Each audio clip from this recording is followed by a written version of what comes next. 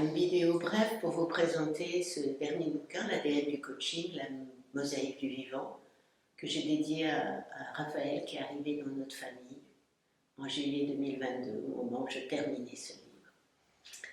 Bienvenue à toi et bienvenue à tous les enfants de l'an 2000. Voilà, j'ai eu le profond désir dans ce livre, avec tous mes co-auteurs, de partager avec vous nos expériences, nos témoignages, les racines de notre métier. Que ce soit vraiment un bouquin qui installe ce métier qui est encore très jeune dans quelque chose de vivant et de dynamique.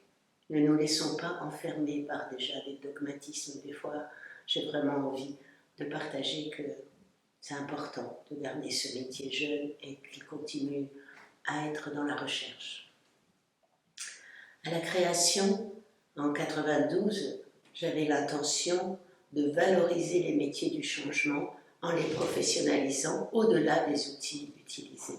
C'est toujours notre intention, c'est toujours vraiment pourquoi notre approche est généraliste et fait appel à de nombreuses sources théoriques et de différentes techniques de communication. Car c'est vraiment important pour moi qu'un coach puisse proposer à son client les approches, les outils, les supports qui lui conviennent et pas ce qui à lui a plu ou a marché avec lui. Vous voyez qu'il ait le choix et qu'il soit dans une invitation pour son client avec les supports qui vont lui parler à lui.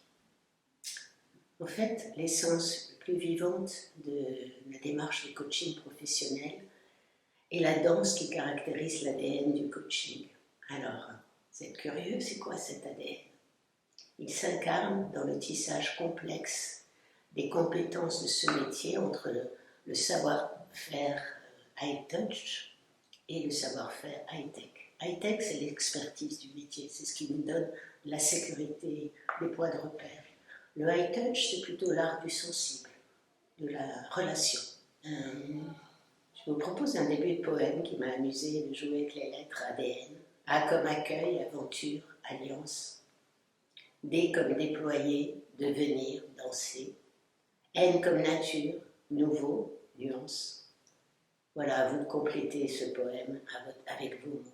Mais c'est cet ADN, c'est pour moi le cœur, la vibration, le mystère qui fait du coaching quelque chose de puissant, surtout si on y rajoute la dimension antifragilité qui est si bien présentée par Philippe Gabillet dans son prologue que je vous laisse découvrir également. Afin d'actualiser ce qui compose cet ADN du coaching aujourd'hui, nous allons partager dans la première partie les racines de notre approche, les fondamentaux de cette approche, aussi ses garde-fous.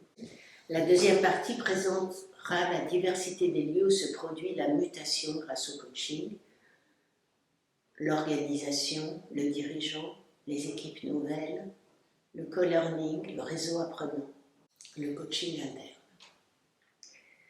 La troisième partie va révéler quelques secrets du génie génétique du coach, celui qui lui permet de se régénérer en permanence dans ses pratiques, dans sa posture. Et enfin, dans la quatrième partie, je vous présenterai les greffes et les métissages de cet ADN, parce qu'un certain nombre de métiers d'accompagnement, de direction, ont pris un bout, ont fait des greffes de la posture coach pour donner plus d'impact à leur métier, qui n'est pas celui de coach.